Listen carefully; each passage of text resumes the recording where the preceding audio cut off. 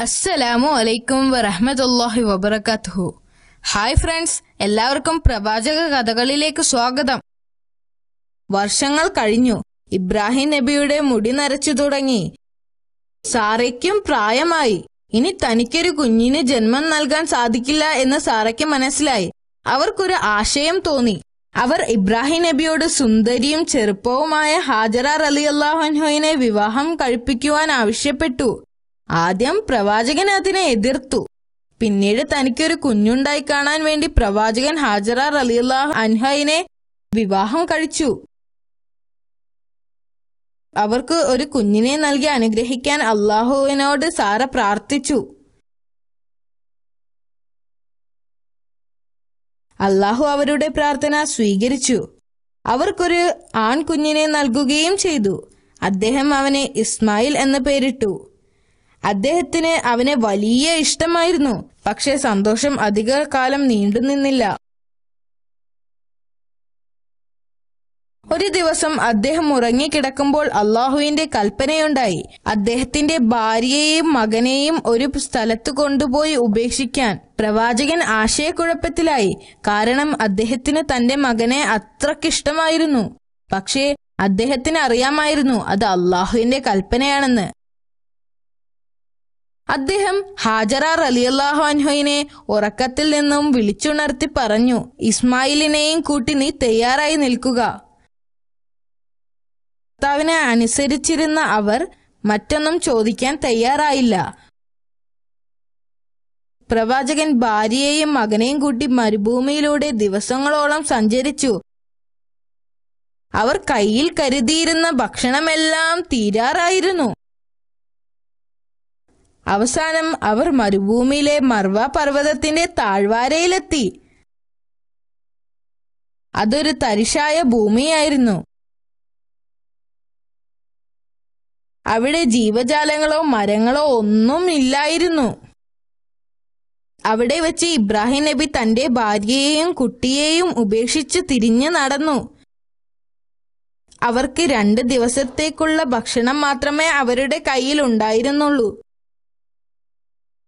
അദ്ദേഹത്തിന്റെ ഭാര്യ അദ്ദേഹത്തോട് പൊട്ടിക്കരഞ്ഞുകൊണ്ട് ചോദിച്ചു, ഞങ്ങളെ ഈ മരുഭൂമിയിൽ ഒറ്റക്കാക്കി എങ്ങോട്ടാണ് പോകുന്നത്? ഇബ്രാഹിം നബി തിരിഞ്ഞു നടക്കാൻ തുടങ്ങി. അദ്ദേഹം ഒന്നും മറുപടി പറഞ്ഞില്ല. അവർ വീണ്ടും കരഞ്ഞുകൊണ്ട് അപേക്ഷിച്ചു. അപ്പോഴും ഇബ്രാഹിം നബി നിശബ്ദനായി നിന്നു. ഒടുവിൽ അവർക്ക് മനസ്സിലായി ഇതൊന്നും സ്വന്തം ഇഷ്ടപ്രകാരമല്ല അദ്ദേഹം ചെയ്യുന്നതെന്ന്. അവർ വീണ്ടും വിളിച്ചു ചോദിച്ചു, അള്ളാഹു ചെയ്യാൻ പറഞ്ഞിട്ടാണോ? അദ്ദേഹം തല കുലുക്കുക മാത്രം ചെയ്തു. എന്നിട്ട് നടന്നകന്നു. അദ്ദേഹത്തിന്റെ ഭാര്യ പറഞ്ഞു, നിങ്ങൾ വിഷമിക്കേണ്ട, ഞങ്ങൾക്ക് ഭയമില്ല. അള്ളാഹു ഞങ്ങളെ സംരക്ഷിച്ചുകൊള്ളും. പ്രവാചകൻ തിരിഞ്ഞു നോക്കാതെ മുന്നോട്ട് നടന്നു. അള്ളാഹുവിന്റെ കൽപ്പന പ്രകാരമായിരുന്നു അത്. അദ്ദേഹം അവരെ ഉപേക്ഷിച്ച സ്ഥലം അൽ മർവ എന്നറിയപ്പെട്ടു. അവിടെ മരങ്ങളോ ജീവജാലങ്ങളോ വെള്ളമോ ഒന്നും ഉണ്ടായിരുന്നില്ല. അവരുടെ കയ്യിൽ 2 ദിവസത്തേക്കുള്ള ഭക്ഷണവും വെള്ളവും മാത്രമേ ഉണ്ടായിരുന്നുള്ളൂ. ഏറെ താമസിക്കാതെ അതും തീർന്നു. അവർക്ക് ദാഹം അനുഭവപ്പെടാൻ തുടങ്ങി.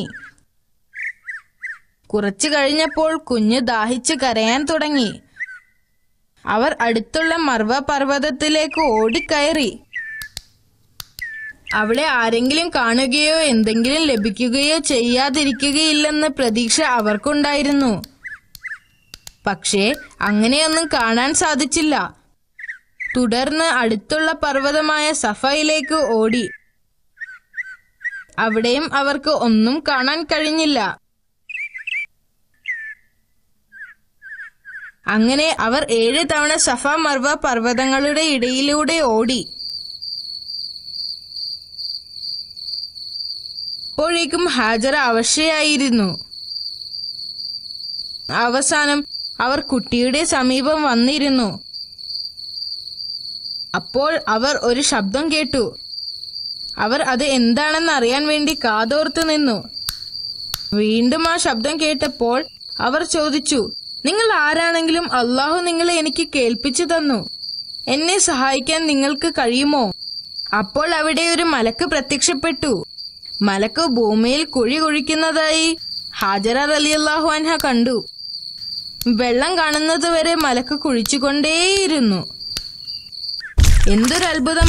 മലക്ക് കുഴിച്ച സ്ഥലത്ത് വെള്ളം വരാൻ തുടങ്ങി. വെള്ളം കണ്ടപ്പോൾ ഹാജറ റളിയല്ലാഹു അൻഹ ഓടിച്ചെന്ന് അതിനെ തടം കെട്ടാൻ തുടങ്ങി. അവർ അതിൽ നിന്ന് വെള്ളം കുടിക്കുകയും തന്റെ പാത്രത്തിൽ ശേഖരിച്ച് തന്റെ കുഞ്ഞിന്റെ അടുത്തേക്ക് ഓടിച്ചെല്ലുകയും ചെയ്തു. ആ ഉറവ പൊട്ടിയ സ്ഥലം സംസം എന്നറിയപ്പെട്ടു. ഏതാനും ദിവസങ്ങൾക്ക് ശേഷം ചിലർ മരുഭൂമിയിലൂടെ സഞ്ചരിക്കുകയായിരുന്നു. അപ്പോൾ പക്ഷികൾ മർവ പർവ്വതത്തിന് ചുറ്റും പറക്കുന്നതായി ശ്രദ്ധയിൽപ്പെട്ടു. പക്ഷികൾ പറക്കുന്നു എങ്കിൽ അവിടെ വെള്ളം ഉണ്ടാകാനുള്ള സാധ്യത ഉണ്ടെന്ന് അവർ മനസ്സിലാക്കി. അവർ മർവയിലേക്ക് നീങ്ങി. അവർ അവിടെ എത്തിയപ്പോൾ അവിടെ നിൽക്കുന്ന സ്ത്രീയെയും കുഞ്ഞിനെയും കണ്ട് അത്ഭുതപ്പെട്ടു. ഞങ്ങൾ ഇതിൽ നിന്ന് കുറച്ച് വെള്ളം എടുത്തോട്ടെ? അവർ ഹാജറ റളിയല്ലാഹു അൻഹയോട് ചോദിച്ചു. അവർ അത് സമ്മതിക്കുകയും അവർ അതിൽ നിന്ന് വെള്ളം കുടിക്കുകയും ചെയ്തു. അതുപോലെ ഒരുപാട് ആളുകൾ മർവയിലേക്ക് വരാൻ തുടങ്ങി. അങ്ങനെ ആ താഴ്വാരത്തിൽ മനുഷ്യവാസം ആരംഭിച്ചു. കുറച്ചു കാലം കഴിഞ്ഞപ്പോൾ വിവിധ സ്ഥലത്തു നിന്നും ആളുകൾ വന്ന് അവിടെ താമസമായി.